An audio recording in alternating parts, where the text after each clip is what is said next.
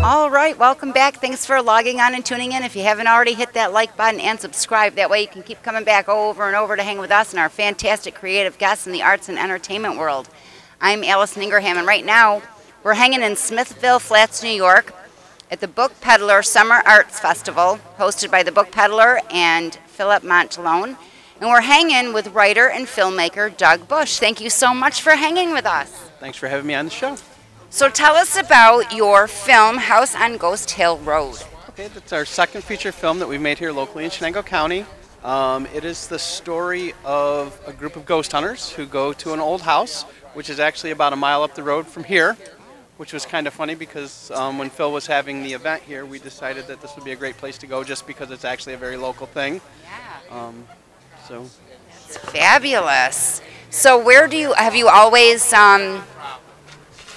been into filmmaking and writing? And I think from like an early age, I was an AV nerd, always had the cameras and stuff and goofing around, and I've worked a long time in corporate media services for major corporations doing marketing and promotional videos and sales videos and that type of stuff. And I got a little older in life, I decided that probably I really enjoy making horror films, and I decided I would like to make them because I always watched them and I always liked little short stories about horror stuff. So, you know, at a point in my life, I just decided I was going to make films. So I did. That's fantastic. So how did you come up with is this based on a true story? Is it fictional? It's completely fictional.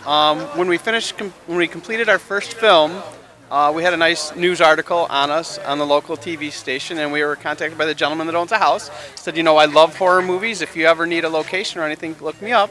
And I said, well, we're done with this film, but I'll catch up with you later. So a couple months later, we went and had coffee at his house, and he was basically, I love horror films. I have this old house I'm renovating, and if you want to, you can do whatever you want, whenever you want. Oh, wow. So I sat back and I wrote a story about his house. Completely fictional. It's not based on anything that's actually ever happened there. I'm a huge fan of the horror writer H.P. Lovecraft. So it is a H.P. Lovecraft-ish storyline in the background that takes a while to play out in the story.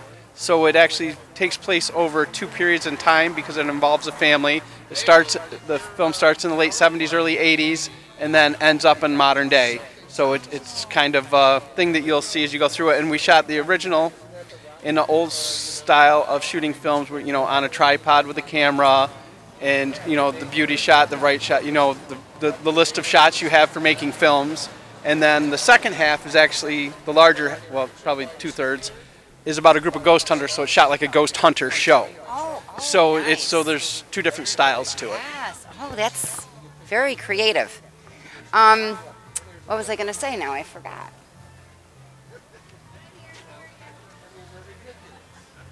So what was your first movie that you did? First film we did was a monster in the woods kind of story. It was called Demon Messenger. And at the time, New York State was looking at whether to or not allow fracking on public and private lands. The basis of the story was a group of environmentalists knew about this legend of a demon, and they actually call out the demon to stop the oil companies from fracking. So as things go, they never turn out the way you intend when you call a demon out. They tend to do what you ask them to do, not what you thought you wanted them to do. Yeah. So it was pretty poor results for everybody. And I think for me, because people say, oh, are you against fracking? Are you for fracking? I said, well, personally, it's not something for me. But the story's more about people, and the story's about what happens when you do things to the extreme, that whether it's for good or for bad, they don't tend to work out in your favor. So it was more, I think of it as more of a human story, but yeah, you know, there's the consequence for an action, no matter what, good or bad. Got it? Yes. So when does Ghost on a Hill Road come out? Ghost on Hill, House on Ghost Hill Road came out We premiered at the Buffalo Dreams Film Festival in October of last year.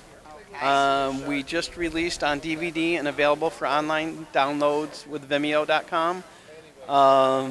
About a month ago. We started in June, so we're doing self-distribution. We're selling DVDs here, online sales. So small company, small town, and you know, it's fun. Yes, it sounds fun. How is your casting process like? We have a great time with it for both films. Basically, I put ads online, ads in Craigslist, and ads on social media. Open casting call. We are a super low budget filmmaking company, so you're an indie filmmaker. So we completely indie, and we want people that are interested in doing the film. Experience is great, but enthusiasm to making a film is more important when it's not about the money and it's about doing a project. It's like kind of a sales pitch. People have to buy into your story and they want to be part of it. So I explain to people what the story is and what they would be doing, and just huge, tremendous, great response from the community. It's great. They have more people than we can actually choose from. So very blessed with that one. The first film was a little harder as you're first starting out. You know, people are like, what are you doing? I don't know if this is shady. What's going on? So you get one film in the bucket and they're like, oh, I can go watch it online. Okay, well, this is interesting. And then the second time we had a plethora of people that were interested in participating, whether it was, you know, behind the scenes or acting on the screen. Very good. Do we have time for a game?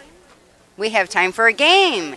I'm going to let you pick. We have clickbait, we have dirty minds, and we have rock, paper, scissors. I have to go with dirty minds. Dirty minds it is. All right. Of course, dirty minds. Here you go. Okay. Our twist is, because we don't have time to play dirty minds, is we're just going to randomly pick, open it, open your eyes, pick one, and I'll try to guess. Okay, so I pick one and I read you the tips. Yes.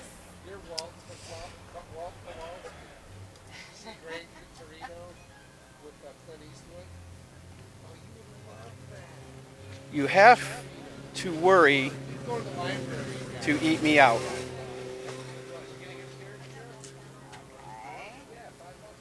Next. I don't know. I'm only good for pumping. Okay. I think I'm getting closer. I'm thinking like a tire pumper upper. Incorrect. And the third clue is the liquid in me comes in squirts. Oh. Like a hand soap dispenser thing?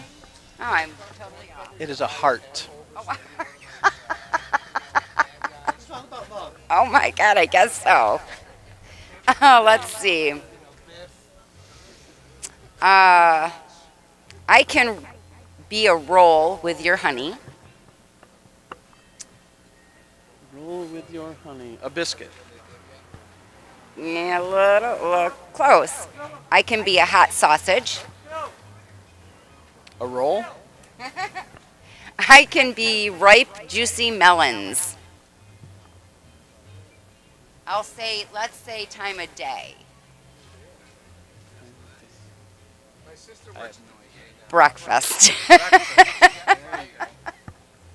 Well, guys, it's been so much fun hanging with Doug today. I'm Allison Ingraham, but before we go, we'd like to thank our partners at Famous Faces and Funnies, Off the Chain Radio with Yvonne Mason, the Space Coast Comics, the Florida Book News, Wordfire Press, and our great friends at Summon Unique Magazine. These are the folks that share our videos all over the World Wide Web, and we hope you will too. Don't forget to hit that like button, leave a comment, and let us know what you think of today's show and our guests. You can also check our guest links below. Remember to subscribe, log in, and stay tuned to see who we're hanging with next.